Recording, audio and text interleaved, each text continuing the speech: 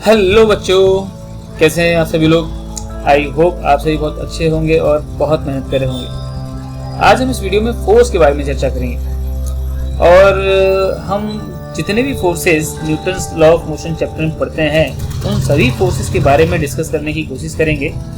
जैसे normal contact force होता है, एक आप इस चैप्टर में पढ़ोगे फ्रिक्शन, लेकिन फ्रिक्शन के बारे में एक अलग से चैप्टर है। फ्रिक्शन फोर्स के बारे में एक अलग से चैप्टर है, तो हम इसको यहाँ पे नहीं पढ़ेंगे। और टेंशन, तो टेंशन के बारे में इस वीडियो में हम पढ़ेंगे। टेंशन फोर्स भी होता है, रस्सी को खींचते तो तनाव में आती है ना, तो उसके अंदर जो तनाव होता है उसको बोलते हैं टेंशन। और इसके अलावा एक और फोर्स है स्प्रिंग फोर्स। स्प्रिंग फोर्स को भी हम इस वीडियो में पढ़ना चाहते थे, लेकिन अगर नॉर्मल और टेंशन को ही हम पढ़ेंगे तो वीडियो काफी लंबा हो जाएगा। तो स्प्रिंग फोर्स के ऊपर मैं अलग से वीडियो बनाऊंगा स्टूडेंट्स, क्योंकि काफी सारी बातें डिस्कस करनी होगी स्प्रिंग फोर्स के बारे में। नॉर्मल और टेंशन हम इस वीडियो में डिस्कस करेंगे। और मैं आपको बता दूं, नॉर्मल और टेंशन, ये जो जितने भी फोर्सेस हैं, इन फोर्सेस का डायरेक्शन क्या होगा, ये किधर लगेंगे, हमेशा इसमें स्टूडेंट्स को डाउट रहता है।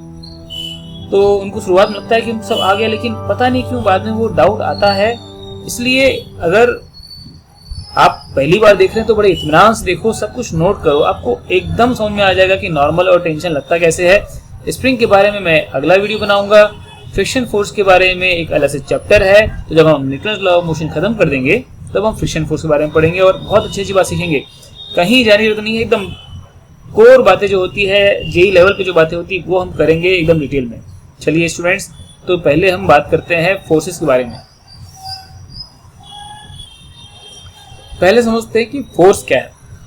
Force is a form of pull and push that one body exerts on other. Force क्या है, अगर आप सिंपल शब्दों में कहें तो it's a form of pull and push. जैसे आप कभी कभार कोई रेस्टोरेंट में जाते हो, तो ये रेस्टोरेंट का दरवाजा है, आप यहाँ पहुंचे रेस्टोरेंट के सामने, तो आपने देखा यहाँ पर लिखा हुआ है पुश। तो क्या होता है, दरवाजे को आपको बोल रहा है कि धकाओ इसको, इधर से ऐसे धकाओ उसको, तो आप धकाते हो और आप फिर एंटर कर जाते हो। कई बार पुल लिखा होता है, पुल का मतलब खींचना, तो आप क्या कर रहे हो, आप जो खींच रहे हो, आप उसको बल लगा रहे हो ना उसके ऊपर, तो बल को ही फोर्स बोलते हैं। एक्चुअल में ये तो एक बड़ा सिंपल सा एग्जाम्पल हो गया कि आप जा रहे हो रेस्टोरेंट में, आप दरवाजा खोल रहे हो, बंद कर रहे हो, तो उसके लिए आपको पुश पुल करना पड़ेगा। और भी जगह है, जैसे कोई ऑब्जेक्ट रखा हुआ है यहाँ पे और आपको इसको किसी एक पॉइंट से बी पॉइंट लेके जाना है, तो आपको इस तरीके से उसको धक्का लगाना पड़ेगा, आपको उसको पुश करना पड़ेगा। तो या तो आप उसको इस तरीके से पुश करो, या दूसरा तरीका कि आप क्या करो, इसको एक रस्सी लो और रस्सी से इस तरीके से खींचना स्टार्ट कर दो ऐसे। तो ये क्या तरीका हो गया, ये पुल कर रहे हो आप रस्सी से इस ब्लॉक को, राइट। तो आप क्या करते हो, उसको धक्का लगा रहे हो, आप उसको खींच रहे हो, तो खींचना, धक्का लगाना, that is called force. Actually students, हम हर वक्त अपने सराउंडिंग से इंटरेक्ट करते हैं और वो इंटरेक्ट करने का जो तरीका होता है वो फोर्स होता है। जैसे मैं अगर यहाँ पे सिंपली स्टैंड कर रहा हूँ, खड़ा हूँ, तो मैं अभी अर्थ के साथ इंटरेक्ट कर रहा हूँ, क्योंकि अर्थ मुझे नीचे खींच रहा है mg से, राइट, और मैं भी अर्थ को खींच रहा हूँ। और साथ ही जो सरफेस है, यहाँ पे सरफेस मुझ पर ऊपर की तरफ एक फोर्स लगा रखा होगा, ऐसे ऊपर की तरफ, राइट। तो और वो जो फोर्स होगा एकदम डायरेक्टली कांटेक्ट करने लग रहा होगा, मैं उसको F बोल देता हूँ। तो हम हर वक्त अपने आसपास सराउंडिंग से क्या करते हैं, सराउंडिंग से इंटरेक्ट करते हैं। इंटरेक्ट करने का जो तरीका होता है वही फोर्स है। अच्छा, फोर्स में टेंडेंसी होती है। फोर्स जो है, जैसे मान लेते हैं यहाँ पे ये ऑब्जेक्ट अभी रेस्ट पर है और इसको मुझे हिलाना है, इसको मुझे यहाँ से हटाना है, तो मुझे फोर्स लगाना पड़ेगा, राइट। फोर्स में टेंडेंसी होती है कि वो जो उस ऑब्जेक्ट का स्टेट ऑफ मोशन या स्टेट ऑफ रेस्ट जो है उसको चेंज करने की टेंडेंसी रखता है। तो जैसे ये रेस्ट पर है तो इसको चेंज करने की टेंडेंसी रखेगा, राइट। जैसे मान लेता हूँ मैं एक और एग्जाम्पल आपके सामने पुट करता हूँ। ये एक बक्सा है और इस बक्से को इधर से भी खींचा जा रहा है 10 न्यूटन से और इधर से भी खींचा जा रहा है 10 न्यूटन से। तो बताओ ये कहीं जाएगा क्या? नहीं। हो सकता है कि ये दो फोर्स है, दो दोस्त है और दोनों दोस्त एक इधर खींच रहा है, एक इधर खींच रहा है, तो क्या ये कहीं जाएगा? नहीं जाएगा, क्योंकि दोनों तरफ से बराबर बल लग रहा है, नहीं जाएगा। लेकिन अचानक से ये हट जाए तो एक खट से यहाँ जाएगा ना, राइट? तो दोनों के दोनों फोर्स लग रहे थे, लेकिन उस वक्त भी हम देख रहे हैं कि ये अपना जो स्टेट ऑफ मोशन है, स्टेट ऑफ रेस्ट है, अभी रेस्ट मान लेते हैं, ये चेंज नहीं कर रहा था। लेकिन अचानक से ये फोर्स हट गया, तो इसको पूरा मौका मिल गया कि ये अब अपने हिसाब से इस ब्लॉक का जो स्टेट है उसको चेंज कर सके। तो ये पहले रेस्ट पे था, तो इसने इसको सीधे एक्सेलरेट कर दिया, right? Force is the cause of acceleration. ये अपने किसी चैप्टर में न्यूटन्स के जो लॉ है उसमें पढ़ा। तो यहाँ पर फोर्स की एक और डेफिनेशन आती है, वो आप बिल्कुल लिख लें, मैं आपको अच्छे से डिक्टेट कर देता हूँ। सिंपल डेफिनेशन है, force is a kind of external agent. Force क्या है? It's a kind of external agent which have a tendency to change the state of rest और state of uniform motion of a body. मतलब एक external agent है ये, जो कि जिसके अंदर एक टेंडेंसी है किसी बॉडी की जो स्टेट ऑफ मोशन है, स्टेट ऑफ रेस्ट है, उसको चेंज करने की कोशिश करता है, बस मौका मिल जाए। जैसे ये ऑब्जेक्ट यहाँ रखा हुआ है, अचानक से ये सरफेस हट जाए तो क्या होगा? ये जो आदमी है ये सीधे नीचे आ जाएगा, पाताल लोक में पहुंच जाएगा। एकदम सही बात है ना? तो आई थिंक फोर्स के बारे में आपको अब बातें समझ में आ गई है। फोर्स की यूनिट क्या होती है?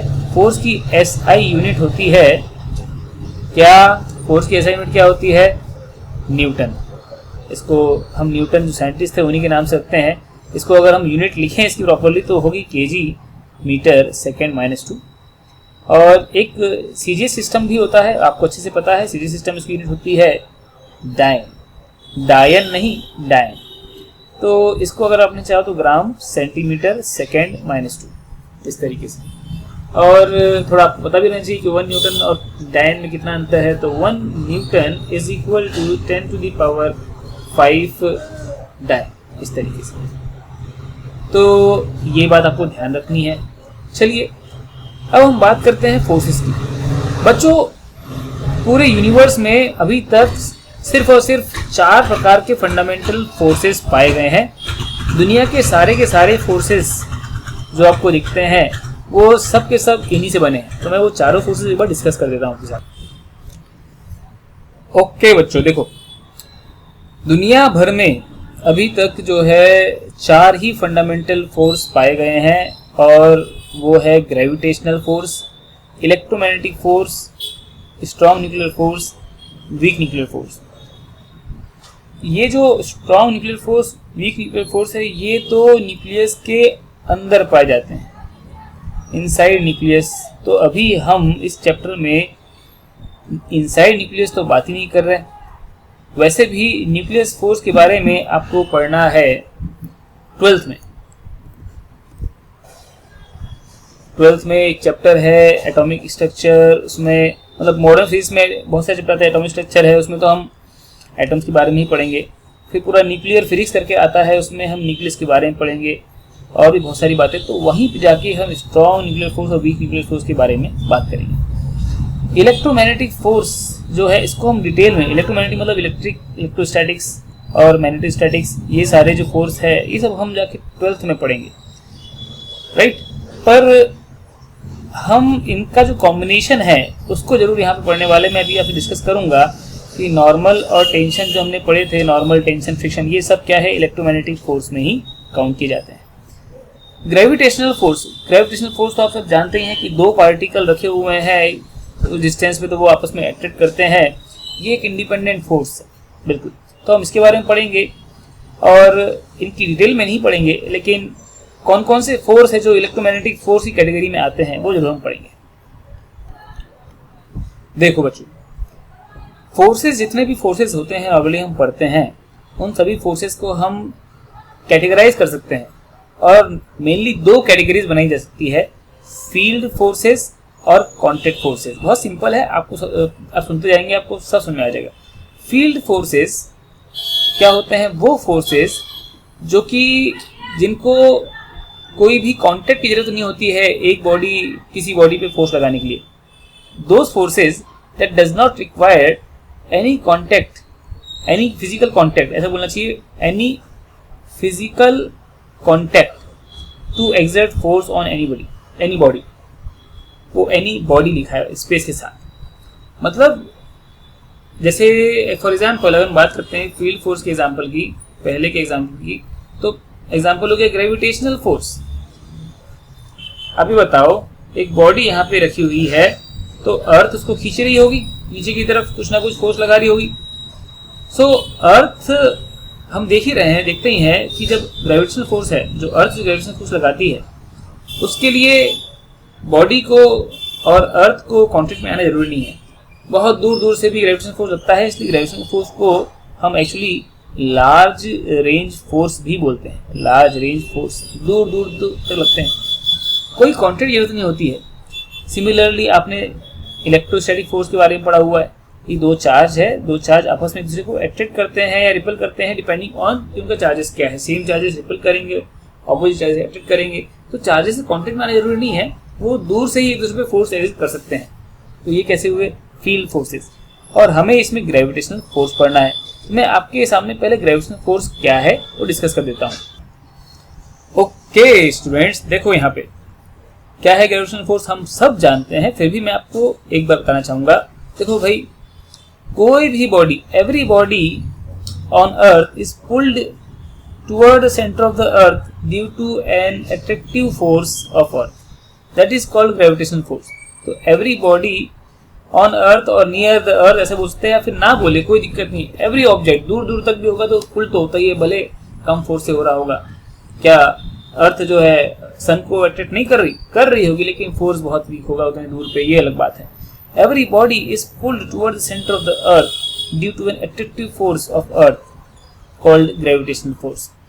सिमिलरली अर्थ की बात कर रहे हैं तो और भी प्लैनेट जो है हर एक ऑब्जेक्ट को कुछ ना कुछ फोर्स से खींच रहे होते हैं, राइट।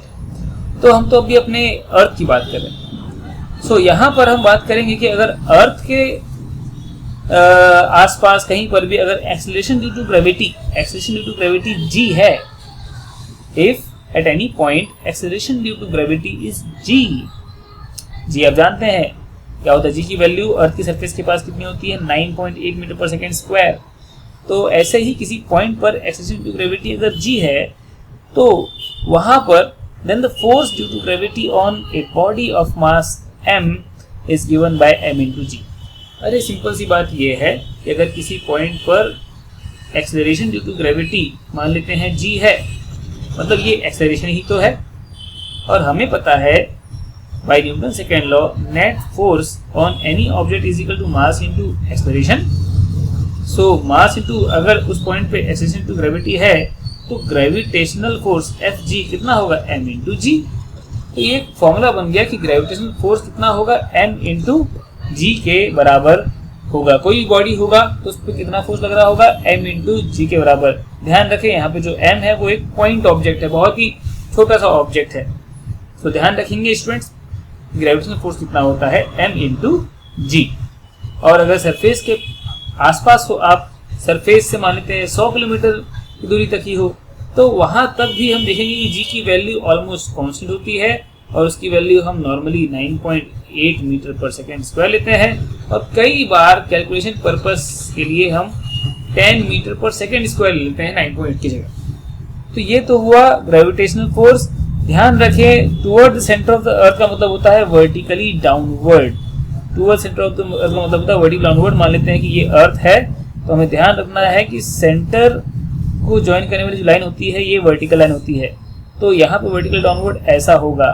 अगर आप ये लाइन बनाओगे तो ये है वर्टिकल लाइन, इस पॉइंट पे इस पर्टिकुलर पर्सन के लिए वर्टिकल लाइन ये है और वर्टिकली डाउनवर्ड ये कहलाएगा, राइट। तो अलग अलग इंसान के लिए जी की डायरेक्शन अलग है। यहाँ पे कोई इंसान खड़ा होगा तो उसके लिए जी की डायरेक्शन अलग है, और वहाँ पर अगर एक m मास का ऑब्जेक्ट रखा होगा तो उस पर फोर्स भी जो कितना लग रहा होगा m इंटू जी इधर की तरफ लगा होगा टुवर्ड सेंटर ऑफ द अर्थ, और वर्टिकल इसको बोला जाएगा। तो एकदम बात क्लियर है कि अलग अलग पॉइंट के लिए वर्टिकल डायरेक्शन अलग अलग होती है। चलिए अब आगे बढ़ते हैं कांटेक्ट फोर्स।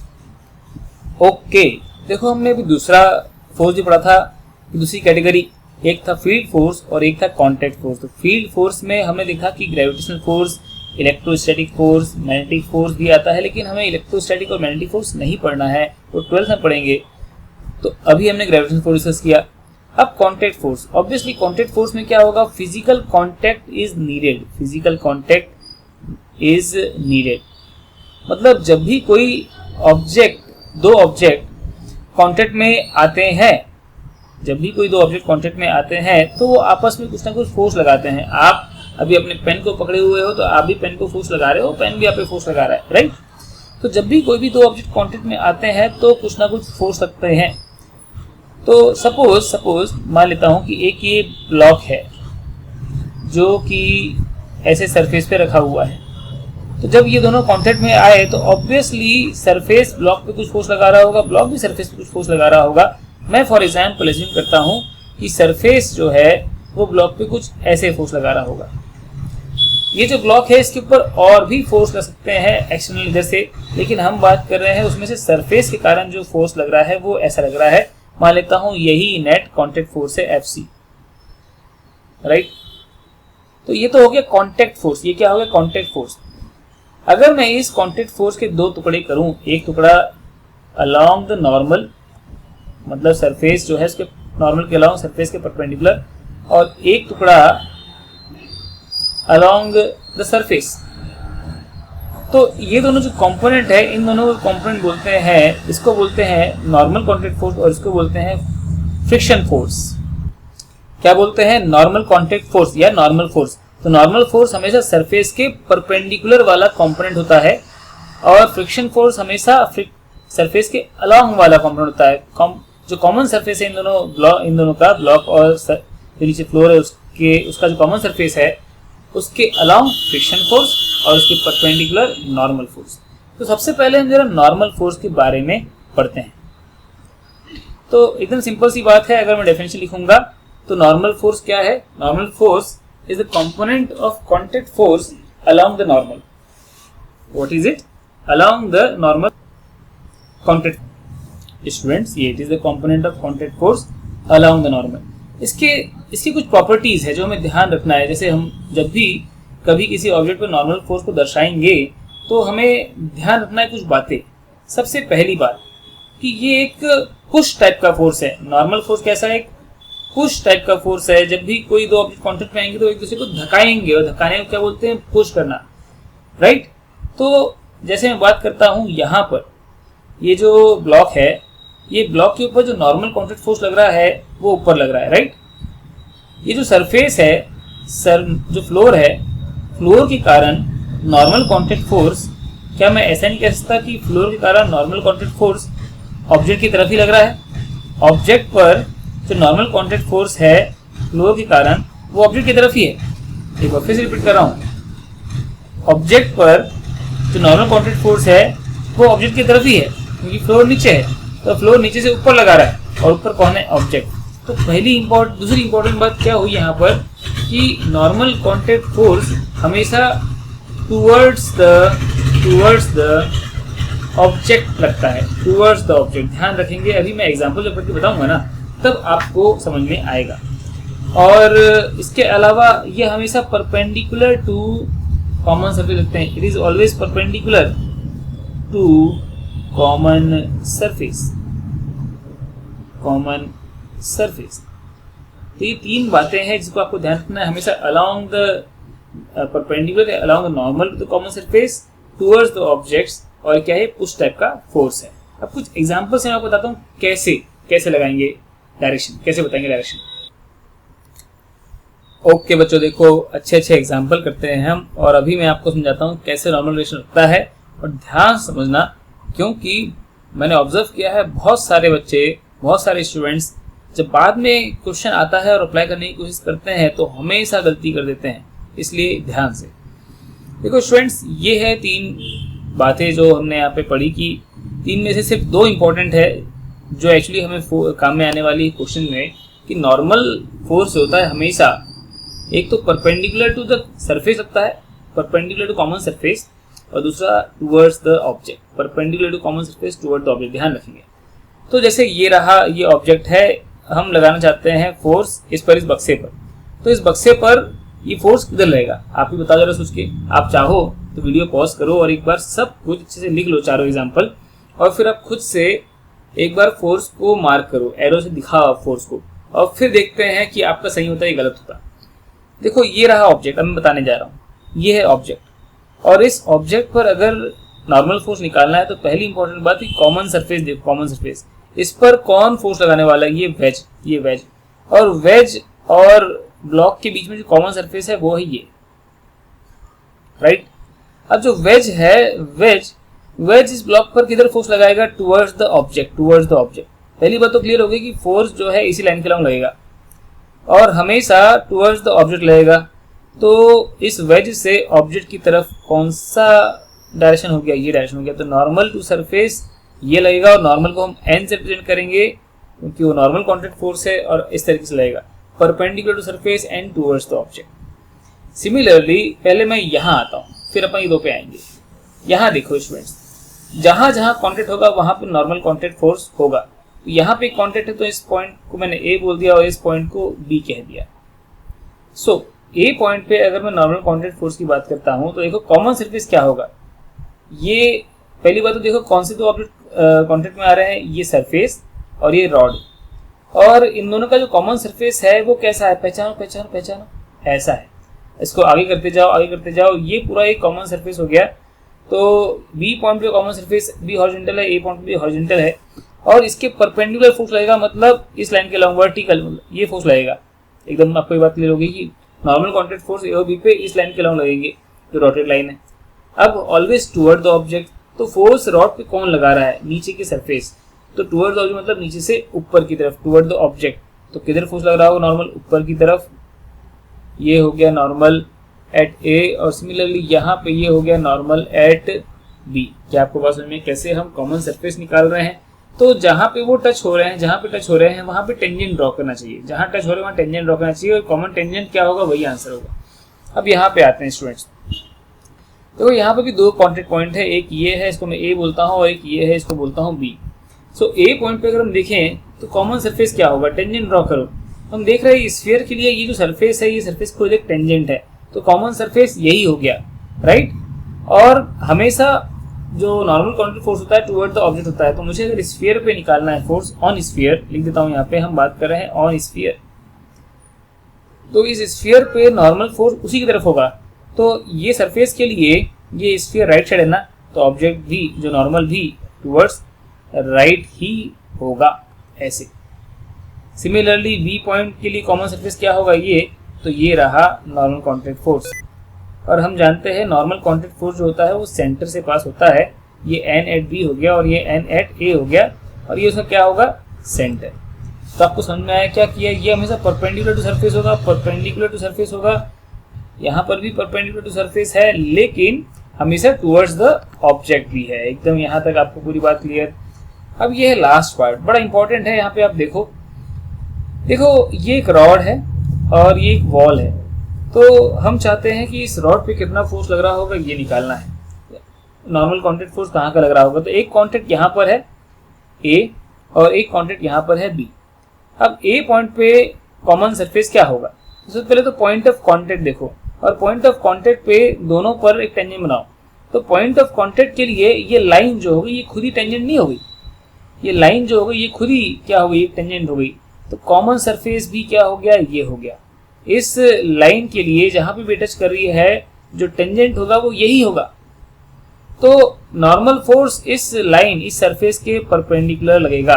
तो कॉमन एक तरीका और है कि आप ये देखो, कॉमन सरफेस अगर एक का भी सरफेस आपको मिल जाता है उस पॉइंट पे दिख जाता है साफ साफ, तो यही क्या हो जाएगा, कॉमन सरफेस। अब यहाँ पर क्या है, रॉड तो रॉड का जो एज है वो बहुत पतला है, आप टेंजेंट ड्रॉ नहीं कर पाओगे। जैसे आपने यहाँ पे जो स्फीयर के किसी भी पॉइंट पे आपको टेंजेंट ड्रॉ करना था, आप खट से ड्रॉ कर दिया इस तरीके से। लेकिन अब यहाँ पे क्या है, ये रॉड एक पॉइंटेड एंड है, तो यहाँ पे आप टेंजेंट ड्रॉ नहीं कर पाओगे। तो ऐसे में आपको क्या करना चाहिए, कोई भी एक सरफेस मिल जाएगा तो भी आपका काम हो जाएगा। जैसे नीचे वाला सरफेस जो है ये सरफेस ही इस पॉइंट के लिए, इस रॉड के लिए टेंजेंट होगा। जो भी पॉइंट ऑफ कॉन्टैक्ट होगा उस पॉइंट ऑफ कॉन्टैक्ट पे टेंजेंट ये सरफेस ही होगा और नॉर्मल फोर्स के परपेंडिकुलर होगा। अब रॉड जो है इस नीचे वाले सरफेस के रिस्पेक्ट में ऊपर है, तो फोर्स भी ऊपर की तरफ होगा टुवर्ड द ऑब्जेक्ट। तो ये हुआ normal at A. Similarly students normal at B बताओ किधर होगा? क्या आप कहना चाहते हो ये होगा नॉर्मल? क्या आप कहना चाहते हो ये होगा नॉर्मल? या आप कहना चाहते हो कि नॉर्मल ऐसा होगा रॉड पर? कौन सा होगा? ये सही है स्टूडेंट्स, नॉर्मल एट बी ऐसा होगा। तो इसलिए क्योंकि अब देखो अब पॉइंटेड एट कौन सा आ गया, अभी जो सरफेस है, ये जो वॉल है, ये वॉल के लिए ये एक पॉइंटेड एंड हो गया, और इस पॉइंटेड एंड पर आप वापस से बी पॉइंट पे टेंजेंट नहीं बना पाओगे। आपके बस का बात ही नहीं है कि आप वहां पर टेंजेंट बना लो। लेकिन जो पॉइंट ऑफ कांटेक्ट है, उस पॉइंट ऑफ कांटेक्ट पे ये जो रॉड है, रॉड तो खुद टेंजेंट होगी ना, तो कॉमन सरफेस क्या हो जाएगा? एक भी कॉमन सरफेस मिल गया आपको, तो आप कह सकते हो कि आपको कॉमन सरफेस मिल गया। और इस कॉमन सरफेस के लिए सरफेस के परपेंडिकुलर क्या होगा? नॉर्मल कांटेक्ट फोर्स, और नॉर्मल कांटेक्ट फोर्स इधर की तरफ होगा टुवर्ड्स द रॉड, तो ये इधर की तरफ हुआ। क्या आपको समझ में आया किस तरीके से नॉर्मल कांटेक्ट फोर्स हमने निकाला? चलिए स्टूडेंट्स, आई होप आपको नॉर्मल समझ में आ गया होगा और कैसे लगाना है वो समझ में आ गया होगा। अब मैं टेंशन पे आ रहा हूँ, बड़ा इंपॉर्टेंट, और इसमें बहुत कंफ्यूज होते हैं बच्चे। ओके बच्चों, देखो क्या है यहाँ पे, टेंशन फोर्स। मैं एक बार आपको रीड आउट कर देता हूँ कि क्या लिखा है। when a string is pulled and is in stressed condition, we say string is in tension। एकदम सही बात है, जब स्ट्रिंग को हम खींचते हैं तो वो तनाव में आ जाती है, राइट? तो वो जो तनाव है उसी को हम बोलते हैं tension. So tension in string is defined as the force applied by the string on an object or force applied by string applied by one part of the string on the other part। जरा मैं इसको समझाता हूँ। जैसे suppose दो दोस्त है और वो दोनों के दोनों सोंटी और सपोज मोंटी, ये इस तरीके से दो दोस्त है और ये जो है रस्सी को खींच रहे हैं अपनी तरफ। तो ऐसे में क्या होगा? रस्सी तनाव में आ जाएगी। एकदम सही बात, रस्सी तनाव में आ जाएगी। ये जो पॉइंट है इसको मैं ए बोलता हूँ, ये पॉइंट है इसको मैं बी बोलता हूँ, ये पॉइंट को सी कहता हूँ। तो टेंशन एट ए क्या होगा, टेंशन एट बी क्या होगा, टेंशन एट सी क्या होगा, जरा हम उस बात को समझते हैं। टेंशन एट ए अगर मैं कहूंगा तो tension at A will be equal to the force applied by string on this man. इसको मैन 1 बोल दें क्या, और इसको man 2? Yes. So tension at A will be the force applied by string on man 1, और similarly tension at C can be defined as the force applied by string on man 2। तो अब मुझे बताओ कि ये जो स्ट्रिंग है ये इस पर्सन पे 1 पे किधर फोर्स लगा रही होगी? क्या बता सकते हो? देखो, ये मुझे बताओ कि ये जो पर्सन है, ये पर्सन इस स्ट्रिंग को किधर खींच रहा है? इधर खींच रहा है, लेफ्ट साइड। तो भाई न्यूटन थर्ड लॉ क्या कहता है? न्यूटन थर्ड लॉ कहता है कि अगर कोई ऑब्जेक्ट है उस पर मैं कुछ फोर्स लगाऊंगा तो वो भी कुछ फोर्स लगाएगा, इक्वल एंड ऑपोजिट। तो अगर ये मैन स्ट्रिंग को इधर खींचेगा लेफ्ट साइड, तो स्ट्रिंग भी मैन को इधर खींचेगी। तो स्ट्रिंग का फोर्स मैन पे किधर है? इधर की तरफ है। दिस इज टेंशन एट ए। क्या मैं फिर से समझाऊं आपको? चलिए, समझ में अगर आपको आता है ना तो बिल्कुल कमेंट सेक्शन में लाइक करके और बढ़िया से बताओ मुझे कि आपको समझ में आया। इससे मुझे खुशी मिलती है और मोटिवेशन मिलता है, and it is enough to continue making video lectures. काफ़ी मेहनत लग जाती है, बहुत समय लग जाता है, बड़ा पेशेंस का काम होता है, and sometime it becomes frustrating also because you are not sitting in front of students. अगर सामने स्टूडेंट्स होते हैं, आप लोग होते हो, तो आपके चेहरे देख लेते हैं हम लोग, तो हमें लगता है कि हाँ भैया कुछ जीव जंतु को पढ़ा रहे कम से कम। लेकिन यहाँ तो क्या है, लैपटॉप को पढ़ा रहे, लैपटॉप सीखा जा रहा है बिल्कुल। तो आपका मोटिवेशन आप कैसे प्रोत्साहित कर सकते हो? आप लाइक से, आपके कमेंट से, आप जो भी आपका फीडबैक है, आपको मान लेते हैं कि मैं जो बता रहा हूँ वो समझ में नहीं आ रहा, तो आप वो बताएं कि भाई क्या चीज़ ऐसी है, तो मैं सुधार लूँगा उसको और नेक्स्ट टाइम आपके लिए अच्छा वीडियो बनाऊँगा। तो बहुत ज़रूरी है आपका फीडबैक, आपका सुझाव। तो मैं फिर से बताता हूँ, हमने कहा कि टेंशन इन स्ट्रिंग क्या होगा? Tension in string is defined as a force by string on object. तो force on string force of string on man 1, यही तो होगा यहाँ पे टेंशन। तो टेंशन एट ए क्या होगा, ये स्ट्रिंग द्वारा मैन 1 पे कितना फोर्स लग रहा है। तो ये पता करने के लिए और किधर फोर्स लग रहा है ये पता करने के लिए मैंने क्या किया, सबसे पहले एक सिंपल सवाल आपसे पूछा, और वो ये है कि बताओ ये जो मैन 1 है, ये पर्सन 1 है, ये स्ट्रिंग को किधर खींच रहा है। तो हमें पता है ये दोनों के दोनों सोनू मोनू ये स्ट्रिंग को खींचना चाह रहे हैं अपनी तरफ, ये इधर खींच रहा है, ये इधर खींच रहा है, तो हमें पता ही। तो ये जो पहला पर्सन है, सोनू बोल दो इसको, ये पहला पर्सन जो है ये स्ट्रिंग को लेफ्ट खींच रहा है। तो बाय न्यूटन थर्ड लॉ कहता है कि for every action there is equal and opposite reaction. अगर ये जो पर्सन 1 है स्ट्रिंग को लेफ्ट साइड खींचेगा तो स्ट्रिंग पर्सन को उसी फोर्स से राइट साइड खींचेगी। सो जो स्ट्रिंग इस पर्सन को राइट साइड खींच रही है, यही टेंशन है, राइट। तो tension at A is defined as the force applied by string on this object, right. और ये जो पर्सन है ये स्ट्रिंग को जिस फोर्स से खींच रहा है वो भी टी ए के बराबर ही होगा, उसमें तो कुछ शक नहीं, equal and opposite. But tension रस्सी में होगा। सिमिलरली अगर मुझे सी पे टेंशन को ड्रॉ करना है और किस पर फोर्स लगा रहे हैं, हम फोर्स लगा रहे हैं इसके ऊपर, इस स्टूडेंट के ऊपर। तो हम जानते हैं स्टूडेंट सी इस स्ट्रिंग को राइट साइड खींच रहा है, राइट साइड, तो रस्सी जो है स्टूडेंट को लेफ्ट साइड खींचेगी, राइट। ये हुआ टेंशन एट सी का डायरेक्शन। और टेंशन एट सी मतलब किस पे टेंशन देख रहे हैं, पहली बात तो हम इस मैन पे टेंशन देख रहे हैं। अब यहाँ पे आते हैं स्टूडेंट्स बी पॉइंट पे। बी पॉइंट पे टेंशन कितना होगा, किधर होगा, डायरेक्शन ये देखना है।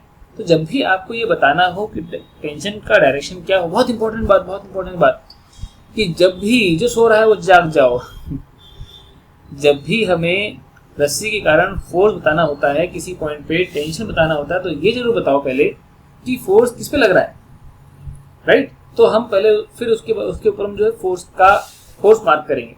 सो कैसे डिफाइन किया है फोर्स, टेंशन को, force applied by one part of string on other. तो टेंशन एट बी क्या होगा, tension at B will be force applied by A B on B C और force applied by B C on A C. तो A B को ये जो B C part किधर खींच रहा होगा, ऑब्वियसली राइट साइड खींच रहा है, क्योंकि ये जैसे खींचेगा उसके हिसाब से ही ये जो रस्सी है, ये रस्सी ए बी पार्ट को खींचेगी। अच्छा सिंपल तरीके से देखते हैं, ये जो रस्सी है इस पूरे ऑब्जेक्ट को किधर खींच रही है, टुवर्ड्स राइट, राइट। तो अगर मैं बी सी पार्ट की बात करता हूँ तो बी सी पार्ट के लिए बी से लेकर ये पूरा ही ऑब्जेक्ट हो जाए, मैं बी से लेकर ए बी से लेकर ये जो पर्सन है इस पूरे को ऑब्जेक्ट मान लेता हूँ। तो ये पूरे ऑब्जेक्ट पर जो रस्सी के कारण फोर्स है वो किधर लग रहा है, बी सी तो उसको उधर खींचेगी, खींचने का काम कर रही है ना। तो बी पॉइंट पे अगर मैं टेंशन लिखूंगा तो बी पॉइंट पर ए बी पर जो फोर्स है वो लग रहा होगा इधर की तरफ, और बी पॉइंट पर ही बी सी पर जो फोर्स है ए बी के कारण वो लग रहा होगा इस साइड। ऐसा हमेशा ध्यान रखेंगे। हम एक बात देख रहे हैं कि जो टेंशन का जो फोर्स है वो हमेशा ऑब्जेक्ट से दूर लग रहा है। जैसे रस्सी का फोर्स ए पर किधर था, तो इधर किधर था, दूर की तरफ। रस्सी का फोर्स सी पर, ये जो मैन 2 है उस पर किधर था, ये मैन से दूर था, तो इधर की तरफ, लेफ्ट साइड। सिमिलरली जब मैं बी पे आया तो बी सी ए बी को किधर फोर्स लगा रही है, टुवर्ड्स राइट, और ए बी जो स्ट्रिंग है, ये जो लेफ्ट वाला जो है वो राइट वाले को किधर खींच रहा है, वो इधर खींच रहा है। एकदम बात समझ गए, इधर की तरफ। तो हम देख रहे हैं always away from the object और हमेशा अलोंग द स्ट्रिंग। तो ध्यान रखेंगे 3 बातें हैं टेंशन फोर्स की भी। पहली कि कैसा टाइप का फोर्स है, ये पुल टाइप का फोर्स है, क्योंकि ये क्या करता है, ये खींचता है, तो ये पुल टाइप का फोर्स है। दूसरा आप क्या देख रहे हो कि जो रस्सी में जो टेंशन है वो हमेशा अलोंग द स्ट्रिंग लग रहा है, acts along the string, right. और जो तीसरा आप देख रहे हो वो आप समझ पा रहे होंगे कि ये हमेशा अवे फ्रॉम द ऑब्जेक्ट लग रहा है, अवे फ्रॉम द ऑब्जेक्ट। एकदम बात समझ में आई बच्चों। तो अब जो है मैं एक तो एग्जांपल देता हूं आपको ताकि आप उसमें खुद अप्लाई कर लें, और फिर हम जो है समझ लेंगे कि हाँ, मान लेंगे कि अब हमें आ गया है और अब हम क्वेश्चंस पर अप्लाई करेंगे जो हमने पढ़ा हुआ है। तो यहाँ तो हम सिर्फ और सिर्फ सिंपल एग्जाम्पल देख रहे हैं। फॉर एग्जाम्पल देखो यहाँ पे, या ये जो स्पेस है इसका यूज करता हूँ ना, ये पूरा स्पेस। पहला एग्जाम्पल देखो, सपोज ये एक सीलिंग है और सीलिंग से एक ब्लॉक है ऐसा, ये ब्लॉक मैंने ए लिख दिया, और इसके नीचे एक और ब्लॉक है जो कि रस्सी से बंधा हुआ है, ये हो गया ब्लॉक बी। तो ए ब्लॉक पर अगर मैं बात करता हूँ टेंशन किधर होगा, ए ब्लॉक पर टेंशन, तो सबसे पहली बात तो ये रस्सी अलग है और ये रस्सी अलग है, तो इस रस्सी पर जो टेंशन है वो T1 मानता हूँ और इस रस्सी पर टेंशन T2 मानता हूँ। हम डायरेक्शन की बात कर रहे हैं।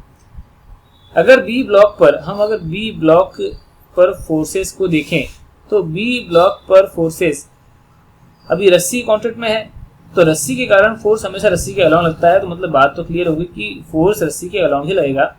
और बी पॉइंट पर जो रस्सी का फोर्स होगा वो ऑब्जेक्ट से दूर होगा, always away from the object. तो बी यहाँ पर है तो ऑब्वियसली टेंशन फोर्स किधर होगा, ऊपर की तरफ होगा, इधर होगा, ऊपर की तरफ होगा, ये T1 होगा, राइट। और सिमिलरली अगर मुझसे कोई कहता है कि जो रस्सी है सीलिंग पे कितना फोर्स लगा रही है, किधर फोर्स लगा रही है, नीचे फोर्स लगा रही है ऑब्वियसली।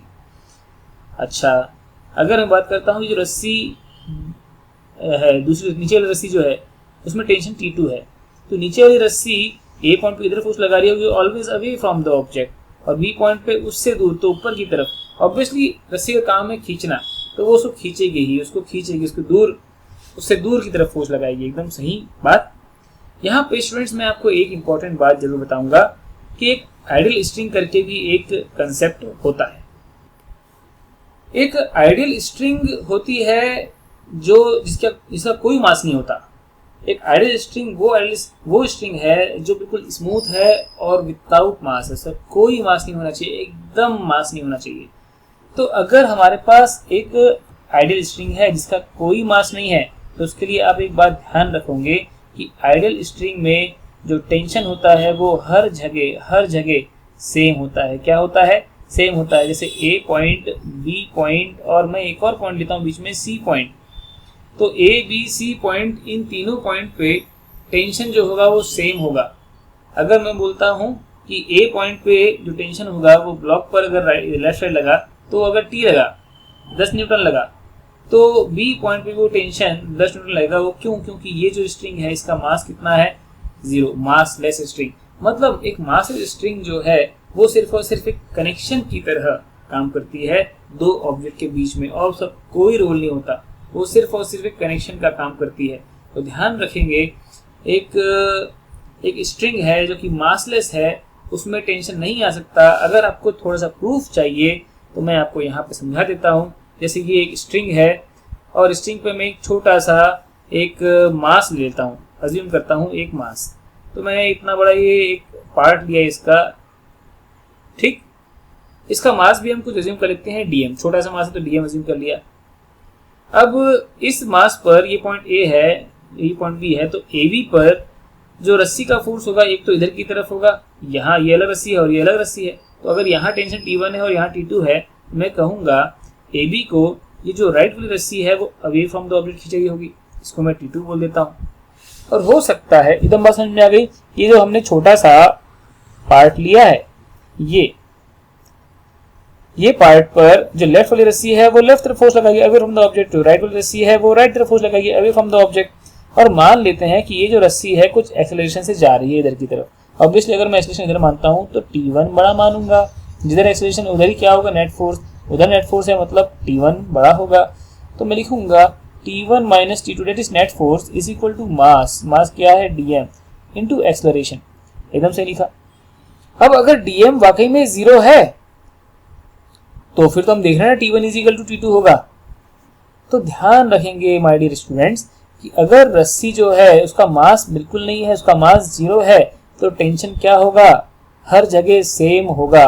फॉर एग्जाम्पल यहाँ पर अगर एक इस तरीके से कोई स्ट्रक्चर है, ये एक ब्लॉक है और यहाँ पर भी कोई एक ब्लॉक ऐसे है, अगर कह दिया कि ये आइडियल स्ट्रिंग है, मतलब मास भी नहीं है और स्मूथ है, इसका मतलब यहाँ T1 और यहाँ T2 है, तो T1 is equal to T2 होगा।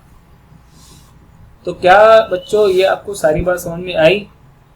तो ठीक है, अगर आपको सब कुछ समझ में आया तो कमेंट में ज़रूर लिख के बताओ आप, और लाइक करो, सब्सक्राइब करो और अपने दोस्तों को भी बताओ ताकि वो लोग भी इसका फ़ायदा उठा सके। ठीक है, चलिए स्टूडेंट्स, मिलते हैं नेक्स्ट क्लास में। मैं स्प्रिंग फोर्स के बारे में डिस्कस करूंगा। अभी और भी सारे वीडियो आने वाले हैं। अभी हमने इनर्शियल फ्रेम के बारे में बात कर ली है, मैं एक्शन रिएक्शन पेयर के बारे में बात करूंगा। तो बहुत सारी बातें होगी, बहुत इंटरेस्टिंग होगा, और यहाँ पे आपको मिलेगा एकदम सॉलिड कंटेंट जेई लेवल का, जेई एडवांस के लेवल का।